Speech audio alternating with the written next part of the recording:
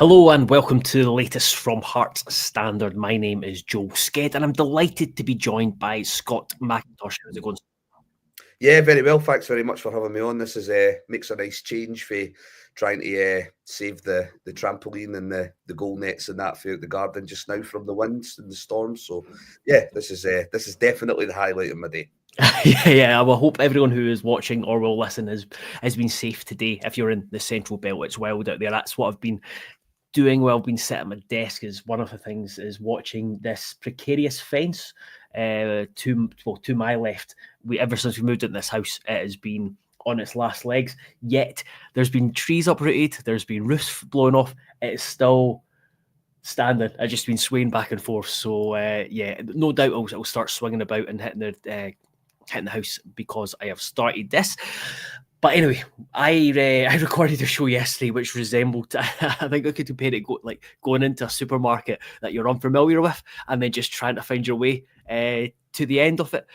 So hopefully today's is much more coherent. And that's always the issue with one-man podcast or videos. But we are here to preview the Kilmarnock game tomorrow. But before that, I thought it'd be good to get your take on the Hearts squad as it stands, Scott. So Sander Kartum has arrived, been confirmed as the club's 4th January edition, while Macaulay Tate has joined Livingston on loan as expected. So before we get to more general point about the squad, what did you make of the two moves today? Obviously, they've been in the pipeline for a couple of days. Yeah, I think both make sense. I think touching on the Macaulay Tate one, first of all, I think anything I've been told about David Martindale as a coach, you know, it would strike me that he's probably a good coach to work under, even if it's just for a few months. Livingston are in a position where they should have the majority of the ball in their games. Whether they do all the time can sort of chop and change, but he should see plenty of action. I mean, the league's quite competitive. Whether he's going to play a similar role to what Hearts maybe would expect out of him, I don't know. I think Livingston will probably try and play him as an out-and-out 6. I'm still not quite sure if that's his correct position yet, or if there's a chance to maybe turn him into an 8. But it's a good move for him. It's not uprooting him too far away from home either. So I think generally speaking, it's quite a decent move for him compared to maybe say where some of our players have ended up over the last year or two in their loan deals. Yeah, just I think it's when I heard about it, I thought it was a really good move for him. Just because you mentioned Martindale, I think he is a very demanding manager of what he asks for the players, both in training and in terms of the in game. I think you see him. He's a very he's one of the more animated coaches on the side, and he's always kind of demanding the most of players. I think that's probably a good thing for young players. I think players have been at Livingston under Martindale and improved. And then you also look at the dressing room.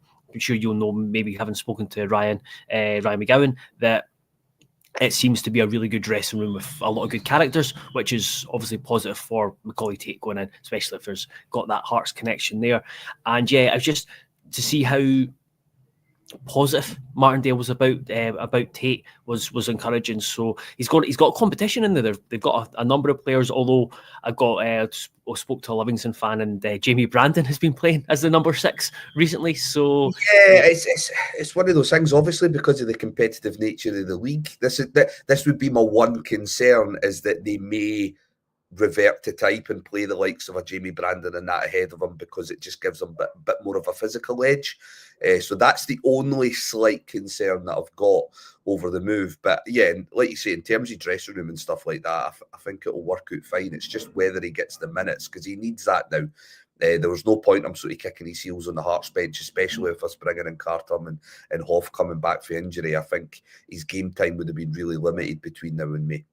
Yeah, it was absolutely pointless for him playing in the Lowland League. He's beyond that. He's completed it.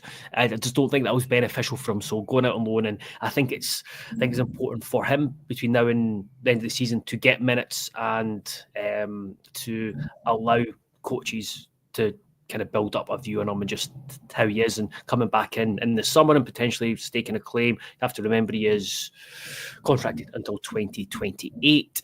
So in terms of Sander Kartum, Graham from Gory Boys podcast says, hi Jets. Hopefully Kartum can add goals from midfield that we really lack and can assist with a few as well. We also really need another left back as cover for Penrice. We might cover that later on. But just in terms of Kartum, you have read about him, what do you make of this signing? Are you encouraged by it?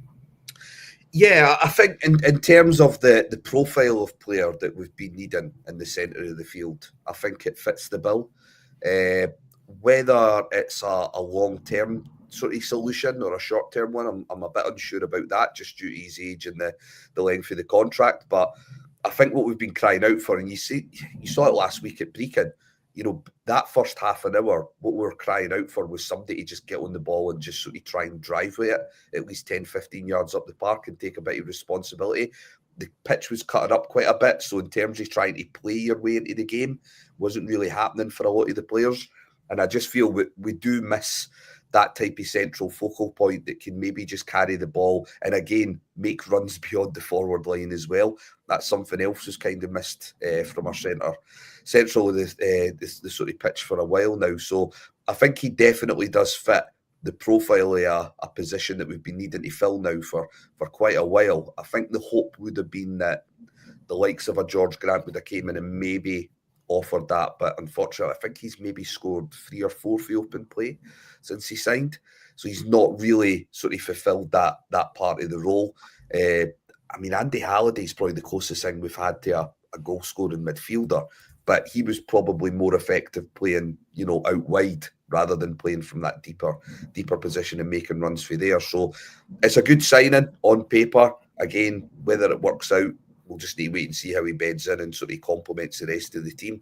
And I'm sure there'll still be certain fixtures where we'll still prefer to go with a midfield two of, say, Benny and Devlin. But in those circumstances, he might be able to play in a 4-4-2 and maybe play as a bit of a narrow sort of third option in midfield who just sort of drifts out on the right occasionally, similar to what we have with Spittle on the left just now. Yeah, I think he's the most interesting aspect of Kartum for me is the position or what Critchley views him, sees him as, just because it was because of the press conference being cancelled today because of the weather, but Critchley we still got sent some stuff from Critchley just talking about different things, and so we didn't really get a chance to get an idea of where he sees Kartum's best position. It's only kind of second guess. What he said about him was he'll give us some balance at the top end of the pitch, real attacking creativity, can score a goal, can create a goal, connect the game together for us. He's technically very good. So I'm still intrigued to know what position he will play predominantly. The fact that he's probably a wee bit, he can be versatile is obviously a plus. I wouldn't be surprised, like you said, that right-hand side, almost maybe not quite exactly like Spittle, but playing as a right-sided midfielder who tucks in quite narrow and opens up the space for the fullback. We'll see, but I mean, talk about balance. He is a left-sided player, a left-footed player. We don't have many in that neck of in the attacking period of the pitch. Now, just in terms of the squad in general, I made a mess of this trying to get this up yesterday and having had a couple of mistakes in it, but I think everything's updated. I'm going to share it again. This is what the squad is looking like. I don't think I made any mistakes. There probably is one somewhere kicking in there. I just can't see it for looking at for ages. What do you just make of the squad in general as it stands? I think obviously the big one is the fact that it's quite big. It sits at 30, I think it is. What do you make of it, and what would you like to see happen or change within the next 10, 11 days? Yeah, I mean, I think in terms of the positives, the 4 signings that we've made and the fact that we've got the likes of Shankland, Taylor, Neuenhoff coming back in as well, it definitely gives us options coming off the bench. I know up until quite recently, one of the biggest sort of bugbears I had with Neil Critchley was his in-game management, his use of substitutions. But I think I maybe should have cut him a bit of slack given the sort of lackey options that we had during those weeks. So I think that'll hopefully give him a few more options in terms of what he can do during matches.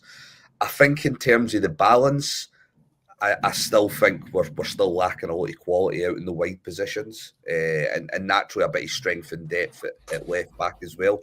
I think Kai Bowles represented an option there when it was needed, especially in light of Kingsley being out long term. Ethan Drivesdale's just back for injury, and obviously he was somebody that Stephen Naismith was keen to see play in the pre-season games. So it might be a case that they'll just chance their arm with Penrice, being fit this season up to this point, and maybe just decide to put Drysdale out there if they need to make a sort of decision at the left back if there was any suspensions or injuries there with Penrice. But if you look further up there, Danda, Mackay, Forrest, Oda, Drammy, yeah, there's still a lot there that needs to be cleansed out the club, I think, and new options brought in. I think they're still obviously keen to bring in another wide option this month, but I think the vast majority of that work will get done in the summer. They'll be looking at players already that they can maybe either bring in on pre-contracts or during the summer window. Again, right back, Oyegoki's been fine there. I think he's a very willing right back. I just don't think he's got the quality to play the overlapping right back that fits into the system that Critchley wants. So I do still think he'll be more of a squad player moving forward. It just depends on what we do with Taylor, whether he comes back, whether Critchley can get him back to playing how he did during those first couple of games or not.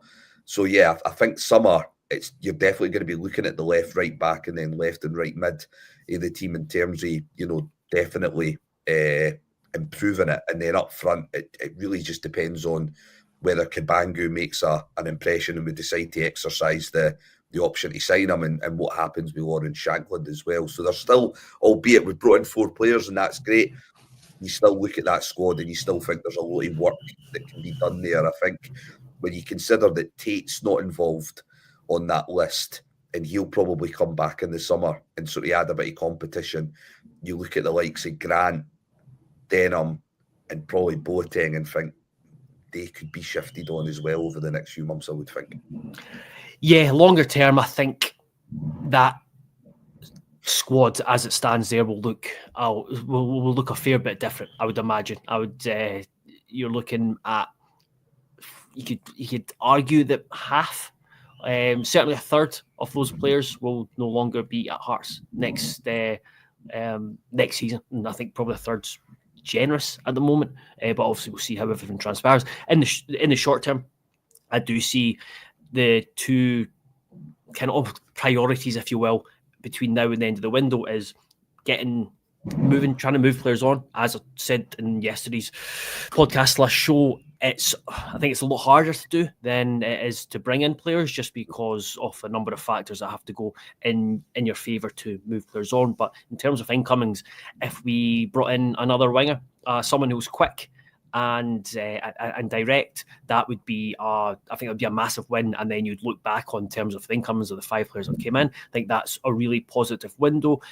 Seeing that Harry Strutz asked, heard anything about Chesnikoff or incoming wingers, just repeat what kind of says that Chesnikoff, I've not heard any progress, but it's not a straightforward deal to get done. But Hearts will be monitoring or looking at other targets if they feel that it's not going to progress. So I would still confident that a wide player will come in between now and the end of the transfer window.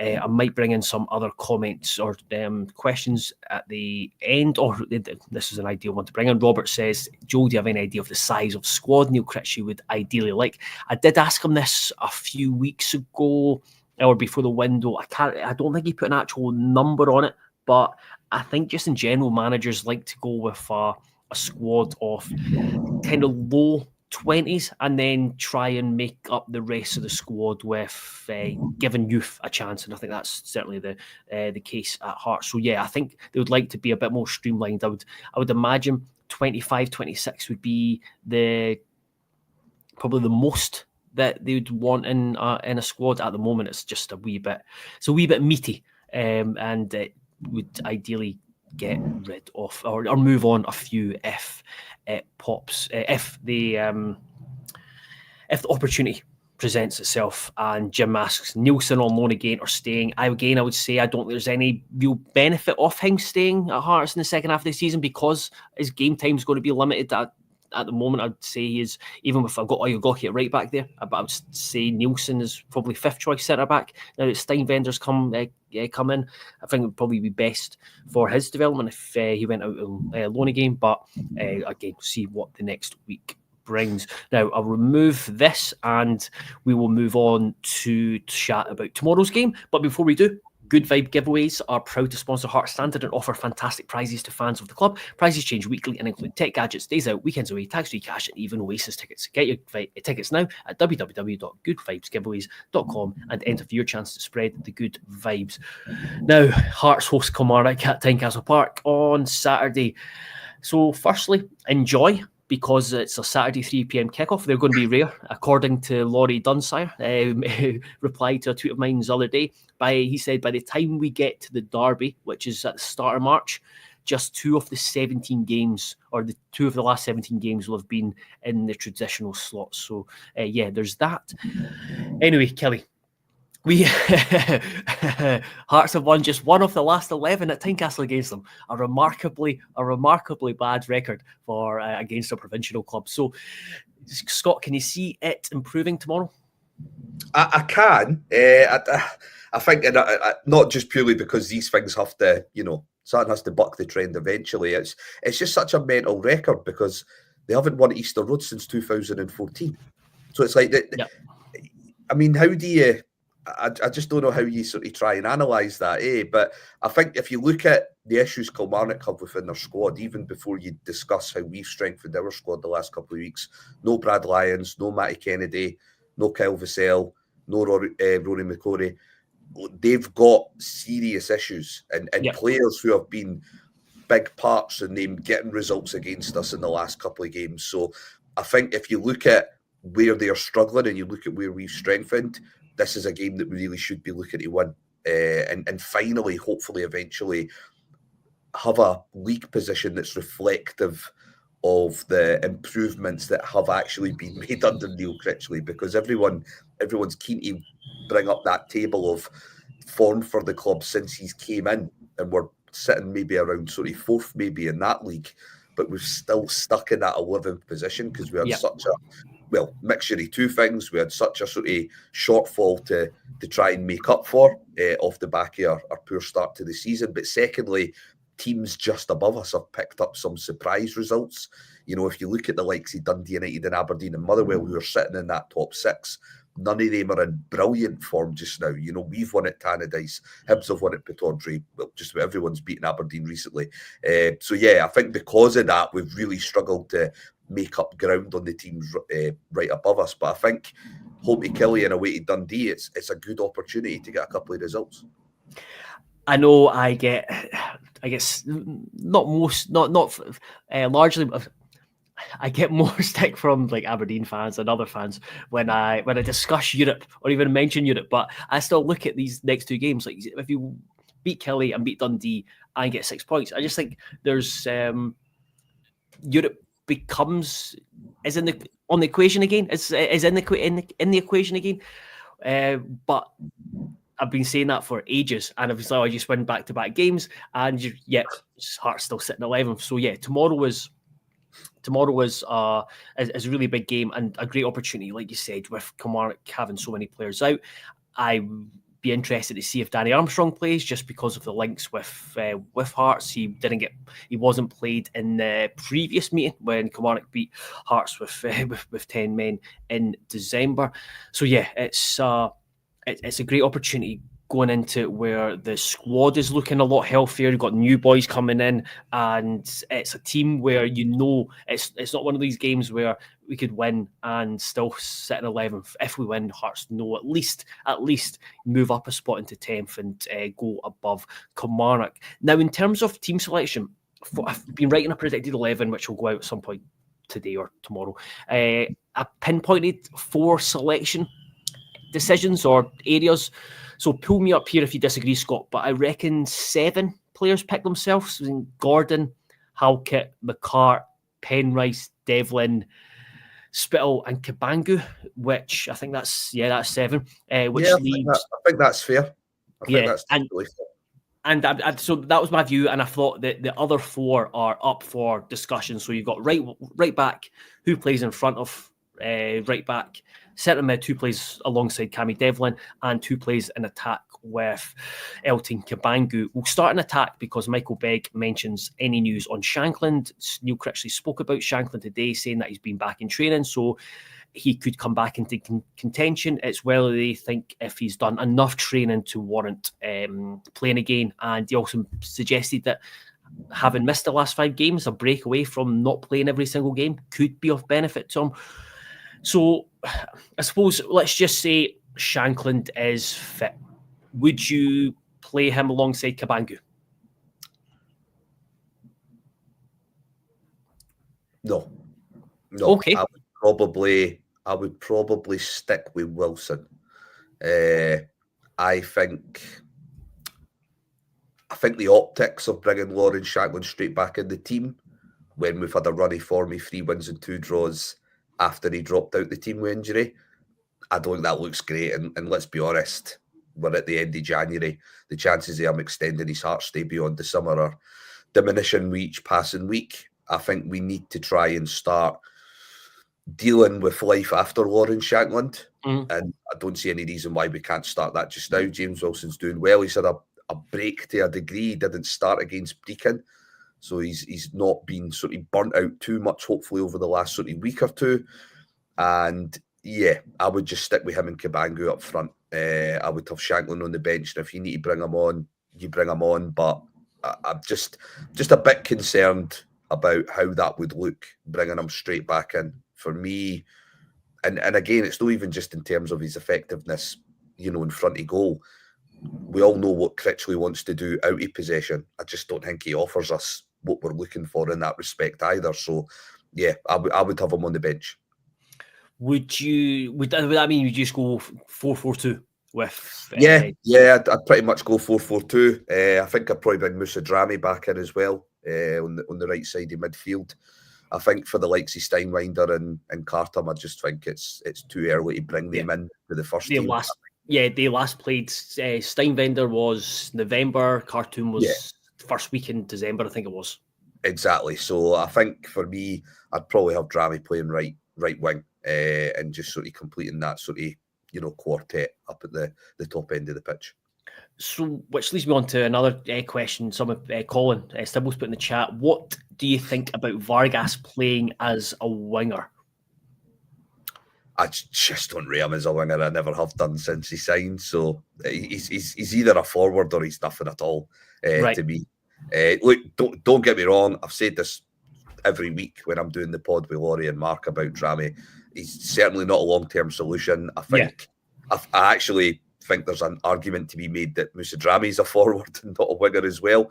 But I think what he can offer us defensively and what he can do physically, I think he does have a role to play in the Hearts team just now. And I would pick him ahead of Forrest, Oda and Vargas just now. This is where I would be a terrible manager because I would just end up picking favourites. So my front four would be Spittle, Spittle, Shankland, Cabangu, and Vargas on the right. But yeah, I totally get that, especially with Musa, that he had an immediate impact kind of in attacking wise. I think he's just there's a chaos factor about him. He had that positive impact when he first came in, and then ever since then, his best work has actually been done when Hearts don't have the ball. And I would agree. And he generally speaking, he's actually created not too bad a relationship with Oyegoke going down the right. Again, I don't want that to be our first choice right side of the team going into next season, but they're both willing players. You'll get 100% out of them. And with Vargas, we don't really know where his head is at just now. I thought he'd done okay against Brecon. He certainly, put in plenty of effort in that, but yeah, I can't say I saw anything out of him to suggest that he's worth giving another crack to just now. So that's covered the right wing positions, centre forward. So working away backs. Actually, just because you mentioned Oyegoke at right back. Gerald Taylor came on at the end of the Beacon game. Then he played the full game against Falkirk in a bounce game on Tuesday. That was, I think it was 70 minutes, 235 minute halves. What would you... So just say, would you be tempted to play Gerald Taylor? No, I'd stick with Oyegoke. I'd give Taylor another week or two before we throw him in. leave him out of Dens Park. Aye, definitely. I mean, as tempting as it is to get him in, because I really would quite like to see what he could bring in a Critchley team, because one of the biggest issues with Naismith was he kept on chopping and changing the formation. And for me, Taylor looks like a right back in a flat four system. He doesn't look comfortable playing wing back at all. So I'd quite like to see him in a settled back four under Critchley. But as much as I'm tempted to say, let's give him a shot, I'd stick with Oyegoki just now. Oyegoki's been fine at right back. And again, there's plenty of other areas of the park where we can hurt Kilmarnock without needing to worry too much about where we're maybe, struggling down that right-hand side just now. Again, coming back to me being a terrible manager, I would have chucked him in just because I'm really, really excited to see what he can do if he can be the reverse of, not the reverse, but the right side, kind of like what Penrice has done with Spill, and if he can provide Hearts with that kind of. Because Oyegoki, like I said, he's done well. I still see him as a right-sided centre back, especially if he was playing in a back three. But there's times where it's just as a right back, when he's on the ball, you just don't know what you're going to get. You don't know if he's just going to take on 6 players and then put one in the box, or he's going to run the ball out of play. No, I would agree. I think we need, though, the other thing about Taylor, and this is like moving away from his calamitous display at Dens Park. If you think back to the game at Fir Park a couple of weeks later, he was really poor when we were defending set plays. And if you think about where Kilmarnock may be able to sort of hit us, it's in those areas. So I think just for that alone, I'd be tempted to go Oyegoki, because I just think it gives us just a little bit more solidity.